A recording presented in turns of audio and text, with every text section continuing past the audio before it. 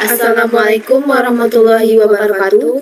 Perkenalkan, nama saya Friska Aulia dengan NIM F1E123112 dan rekan tim saya. Perkenalkan, saya Anissa Fadila Marcella dengan NIM F1E123087.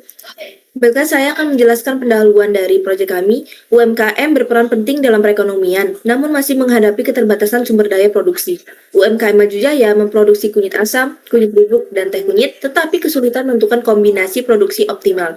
Keterbatasan bahan baku dan waktu produksi menjadi kendala utama. Program linear dengan metode simplex digunakan untuk menyelesaikan masalah optimasi produksi. Penelitian ini mengisi keterbatasan kajian optimasi pada UMKM pengolahan kunyit. Selanjutnya tujuannya untuk menyusun model program linear yang mempresentasikan kondisi produksi pada UMKM Maju Jaya. Penerapan metode simplex untuk mencari solusi optimal dalam menentukan jumlah produksi dari setiap jenis produksi olahan kunyit. Yang terakhir, mengetahui jumlah produksi optimal kunyit asam, kunyit bubuk, dan teh kunyit yang memberikan keuntungan maksimum dengan memperhatikan keterbatasan bahan baku dan waktu produksi. Selanjutnya di sini ada metode dan sumber data penelitian. Yang pertama itu ada waktu dan tempat penelitian dilakukan tanggal 9 November 2025 di UMKM Maju Jaya, Muaro Jambi.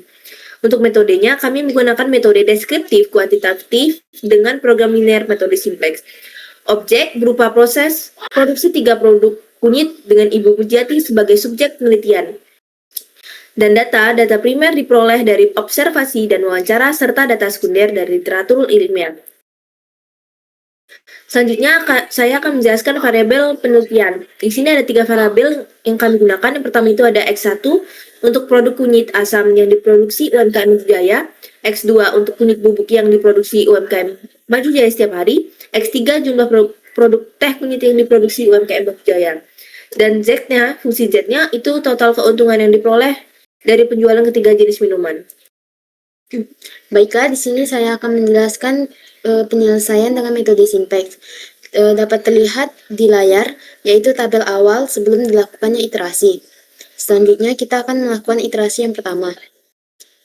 Dapat terlihat di bagian Z, hasil bagian bawah, kita masih dapat melihat ada minus, yaitu minus 4,2 dan juga minus 4,6. Maka selanjutnya kita akan melakukan iterasi yang kedua. Pada tabel iterasi kedua, terlihat pada baris Z, yaitu minus 2,163 masih terdapat minus, maka kita harus melakukan iterasi yang ketiga. Dari iterasi ketiga, kita tidak dapat melihat minus di bagian Z-nya lagi. Nah, dapat diperoleh yaitu X1-nya 2,89, S2-nya 0, X3-nya 1,1.